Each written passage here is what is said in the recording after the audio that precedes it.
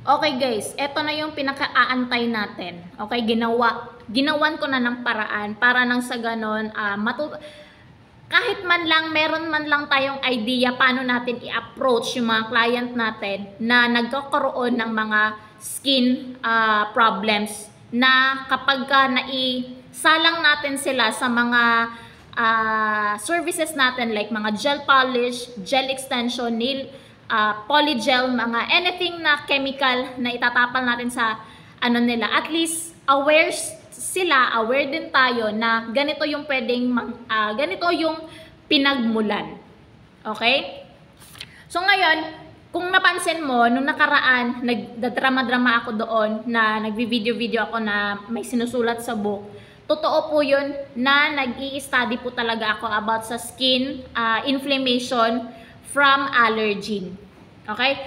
Ano ba ang ibig sabihin ng allergen? In short, para lang po siyang harmless na substance. Ano ba yung substance? Ibig sabihin, kumbaga, isang bagay na hindi masyado nating nakikita pero hindi siya nakakasakit sa atin. Like, in my own term lang to ha. For example, pagkain. May mga tendency na magkakaroon siya ng allergic reaction sa balat natin kapag nakain, na-absorb na natin sa katawan natin. Okay? Or nakakain natin. Pangatlo, pwede siyang air pollutants. Okay? Ibig sabihin, may mga dust doon na hindi natin matatanggap sa katawan natin kaya nagkakaroon siya ng reaction or skin reaction, nangangati tayo. Pangatlo, meron ding tinatawag na chemical reaction. For example, mga gel polish, mga soft gel na formulated ng mga iba't ibang mga pH levels. Okay? Ano ba yung mga pH levels na ibig kong sabihin? Ibig sabihin lang ho nun is kung mataas po yung acidic form of substance niya, of chemicals niya, for example, 0. Okay? For example, may mga nagla-lab test kasi. Kung mataas yung pH level niya at umabot siya sa 0 na yon, ibig sabihin mataas yung acidic na ano niya, which is napakadelikado nun. Kung nasa neutral level of extent naman siya, hindi siya gaano ka-delikado. Pero syempre, we need also to be aware na rin. Kasi since skin inflammation siya, nagre-react siya ng pusa sa loob ng katawan natin nang hindi natin mamamalayan. Unless na lang kung aware po tayo na meron talaga tayong mga allergies, we need also to tell to the nail technician na meron akong allergies, pero hindi ibig sabihin, oo nga pala ha, hindi ibig sabihin na kapag may allergy ka sa katawan, magkaka-allergy ka din sa soft gel or mga extension or mga gel polish. Hindi po ganon. Masyadong malawak ang analogy or ang scientific discussion nun.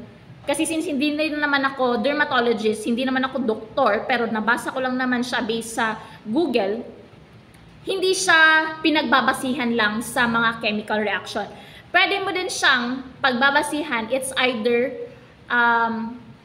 tawag dito, nasa clothing. So, nagre-react, like mga fiber cloth, nagre-react yung parang microorganisms na hindi natin nakikita.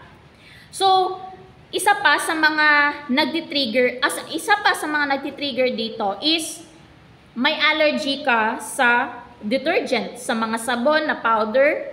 Like, for example, ano bang isa sa mga example? Zonrox, for example, mataas siya sa acidic na substance, okay?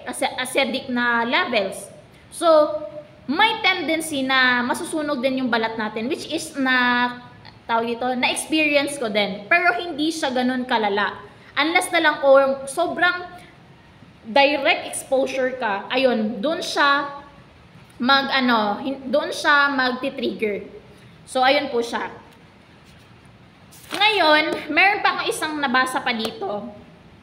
Yung irritant contact dermatitis, bigyan kita ng sample ng picture. Ito po yung itsura ng irritant contact. Actually, kapareho lang to sila ng itsura ng allergic contact dermatitis at atopic dermatitis.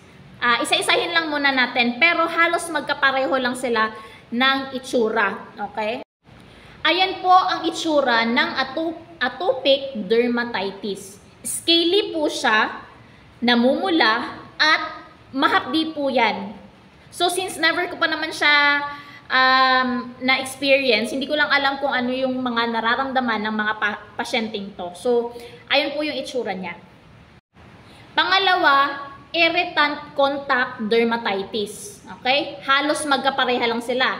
Scaly lang din po siya, namumula, makate, masakit. So, sa tatlong naipakita kong picture, okay, lahat ng yon is nararanasan minsan natin sa buong buhay natin. Okay? Si irritant contact dermatitis is chemical reaction to. Yung barriers kasi ng skin epidermis is doon siya umaatake. Okay? Yung physical irritant dermatitis naman, minsan nagpo-prolong po siya sa pagkamot sa skin natin. Kaya siya nagagasgas, nangangate, at nasusugatan. Okay? Psoriasis.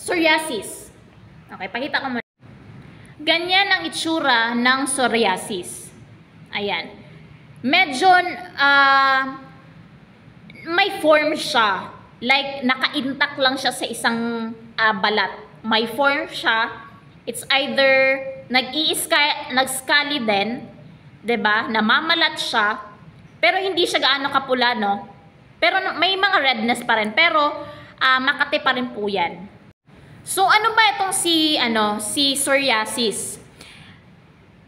Hindi naman to contagious, pero it's a long-lasting autoimmune disease. Okay? Ibig sabihin, matagal na po siyang nasa loob talaga ng katawan natin. Okay? It is also characterized with an abnormal skin infection. Okay? Minsan tumutubo yan sa scalp, sa fingers, sa hands, or sa pinakabuong entire na body. And in most people have also this disease at some point. So, hindi naman lahat, most lang sa kanila. Ibabalik ko lang ulit sa mga allergic, contact dermatitis at irritant contact dermatitis at yung atopic dermatitis.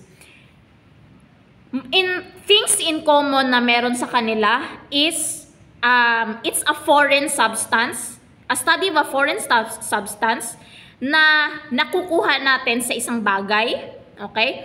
Or sa interaction ng immune system natin. Kung mababa yung immune system, doon siya sumisibol, doon siya lumalabas, okay? In short, kumbaga, hindi mo siya basta sisihin lang yung nail tech sa paggawa niya sa'yo dahil nagkaroon ka ng skin problem or skin disease. Hindi lang sa isang bagay mo lang siya pwedeng sisihin. So, as I've mentioned, nakukuha siya sa any type of allergens. Okay. Yung ringworm naman, alam mo ba, mas nakakatakot tong ringworm. Bakit? Sa lahat ng mga na-mention ko na mga skin problems is yung ringworm po yung mas nakakatakot. Kasi kapag ipakita ko muna, meron kang na-contact neto at hindi ka nag-gloves, gumawa ka sa client at meron siya neto, may possibility na mahawa ka at hindi ka nag-gloves. So, as soon as possible, you need to tell sa client na hindi mo na siya gawan kasi syempre, yung kaligtasan mo rin yung inaalala mo. So, siguro kapag gumaling na siya, pwede na siyang bumalik. Since lahat naman ng mga condition na to is nagagamot po siya. So, ayun po siya.